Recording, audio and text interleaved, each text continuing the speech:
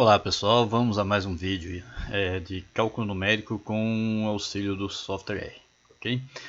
Hoje a gente vai falar aí sobre o método de Newton-Raphson, né? O famoso método de Newton-Raphson, que é um dos métodos mais usados aí para localizar, na verdade, a aproximação de raízes, né? Tentar encontrar a raiz de função. No método de Newton-Raphson, apesar de ser um método muito eficiente, ele tem ordem de convergência 2, ou seja, ele converge muito rápido.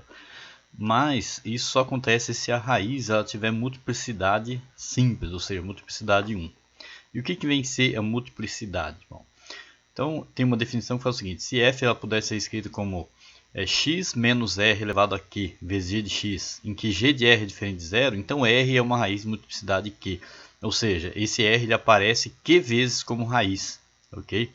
É a mesma coisa quando a gente calcula lá na equação de segundo grau, onde o delta, né, o discriminante dá zero. Então você encontra x1 igual a x2, ou seja, aparece o mesmo número duas vezes como raiz. Então lá seria um exemplo de raiz de multiplicidade 2. Ok? Um outro jeito de verificar a multiplicidade, se você conhece a raiz, é o seguinte: é fazer isso daqui. Ó. Claro, se R é uma raiz de multiplicidade Q, então a f calculada em R é zero, óbvio, né? Porque a raiz é R. F' também vai ser zero. A derivada de ordem Q menos 1 vai ser zero, mas a derivada de ordem Q, né, calculada em R, vai ser diferente de zero. Ou seja, se você conhece a raiz e quer descobrir a multiplicidade, é só ir calculando as derivadas e calculando o valor da derivada na raiz da função. E aí a primeira derivada que não der zero nessa raiz, né, a ordem dessa derivada é exatamente a multiplicidade da raiz. E isso vem direto da definição aqui de multiplicidade, tá ok? Então esse vídeo aqui a gente vai tratar de raízes simples, ou seja, raiz com multiplicidade 1. Tá?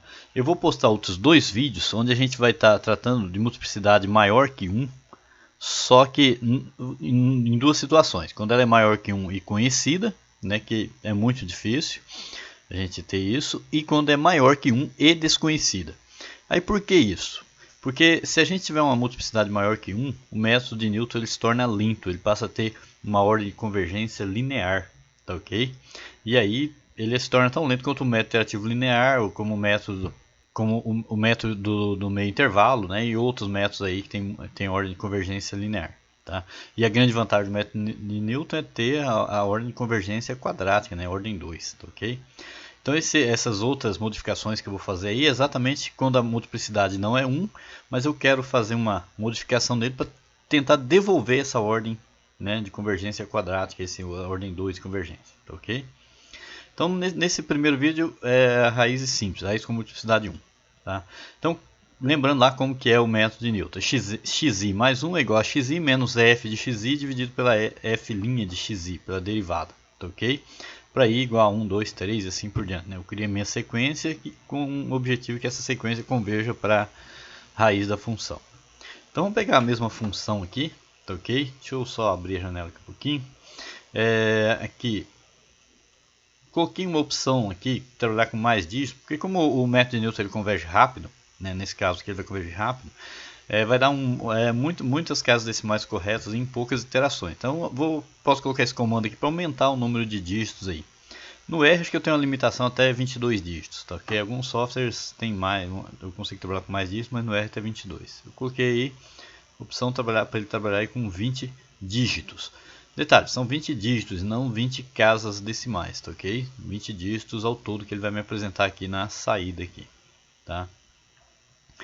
Bom, a minha função é aquela mesma funçãozinha que a gente está fazendo nos outros vídeos, exatamente para a gente ver e comparar as raízes ali, ver quantas iterações deu em um e outro, né? É muito fácil de a gente verificar isso, ok? É só acompanhando os vídeos. Então, f de x é x menos exponencial de menos x. Eu vou fazer uma derivada aqui, ó, por aproximação numérica também, mas não pela definição. Esse é um outro jeito que você pode estar fazendo a aproximação para a derivada. F de x mais h menos f de x menos h dividido por 2h, né? Isso aqui dá uma aproximação para a derivada também, que é chamada diferença dividida central, tá ok? Então aqui eu já consigo uma boa aproximação e esse método é bem preciso. Em alguma situação é mais preciso que a própria definição, como para fazer uma aproximação.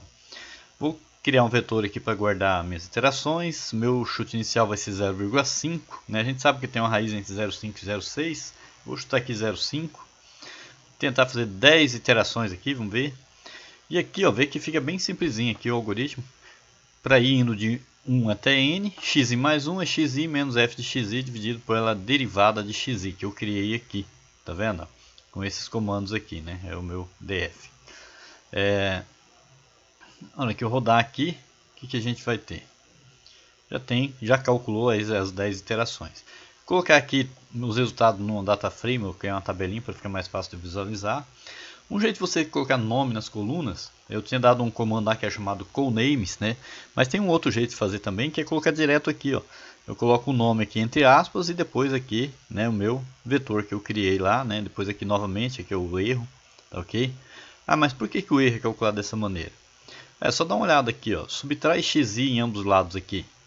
O que vai sobrar, na verdade, vai ser f de xi dividido pela derivada. Então, se eu pego o módulo, né, o valor absoluto de xi mais 1 menos xi, é a mesma coisa que pegar o valor absoluto da f de xi pela derivada de xi. Então, eu posso pegar o erro como sendo isso daí.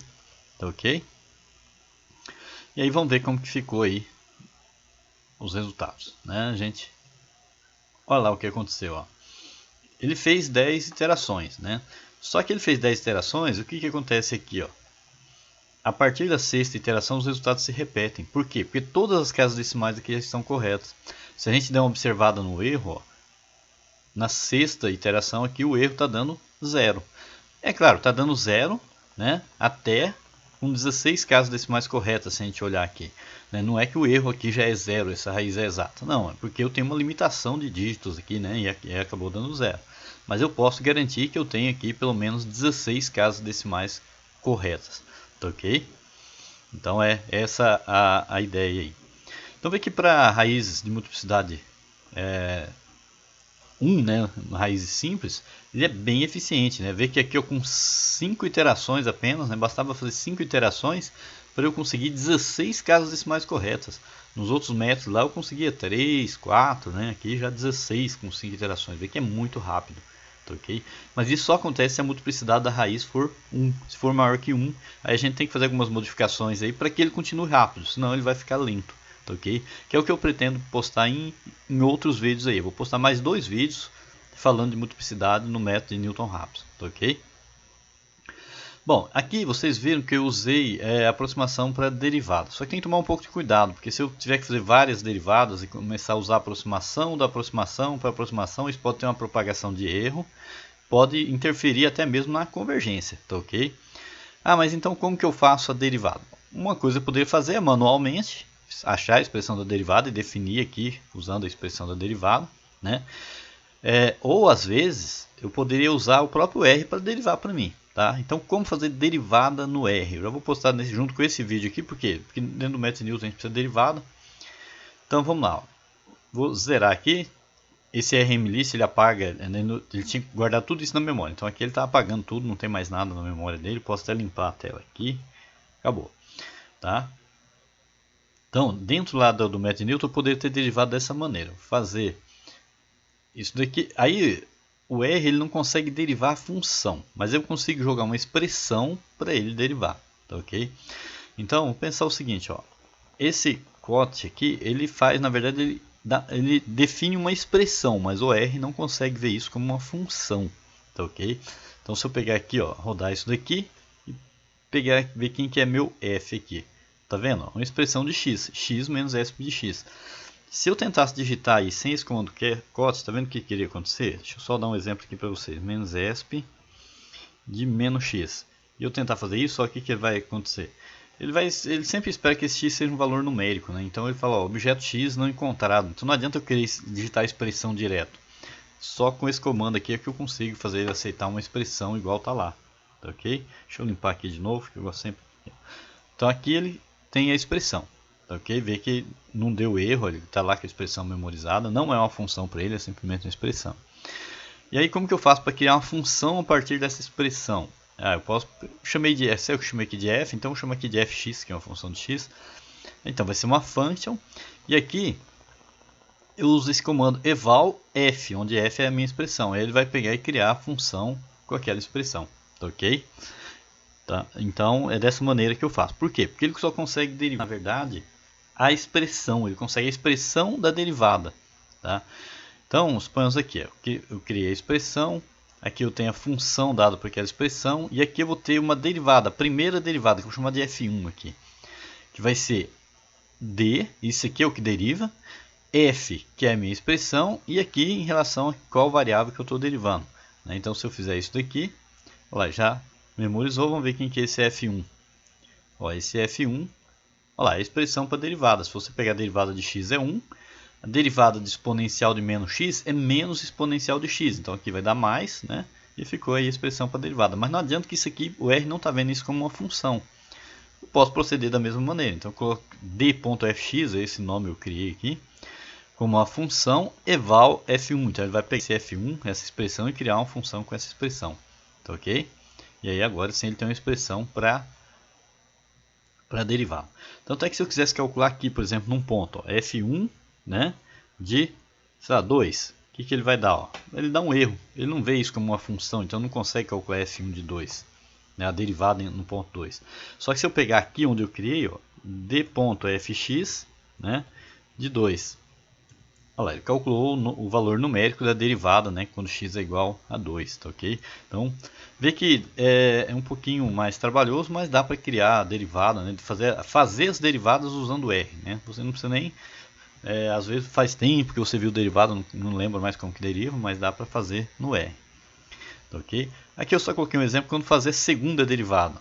Então eu chamei de f2, então eu vou derivar a derivada em relação a x de quem? Da f. Então, aqui eu derivo uma vez, aqui eu estou derivando outra vez. E aí ele faz uma expressão para segunda derivada. Tá vendo? Está aqui a expressão para segunda derivada. Olha lá, ó. Se eu derivar isso aqui, derivada de 1 é 0. Derivada de exponencial de menos x é menos exponencial de x. Derivou de novo aqui, tá vendo? E assim por diante, né? Eu consigo fazer aí as minhas derivadas usando R. Ok? Tem que dar um pouquinho de trabalho, mas é um jeito que a gente tem de fazer aí, sem precisar aproximação, né? Porque tem que tomar um pouco de cuidado com a aproximação, que às vezes ela pode tá dando uma propagação de erros aí, interferindo aí nos resultados, tá ok? Bom, por enquanto é só aí. No próximo vídeo, então, eu vou falar aí do método Newton-Raphson para raiz com multiplicidade maior que 1, mas conhecida, ou seja, eu sei que a multiplicidade é maior que 1 e conheço quem que é essa multiplicidade. Tá? Claro que é um caso mais difícil, mas em algumas situações dá para ter essa multiplicidade aí. Tá? Mesmo sem saber quem é a raiz, em algumas situações dá para saber quem que é a multiplicidade. Tá ok? Bom, muito obrigado aí pela atenção, até o próximo vídeo.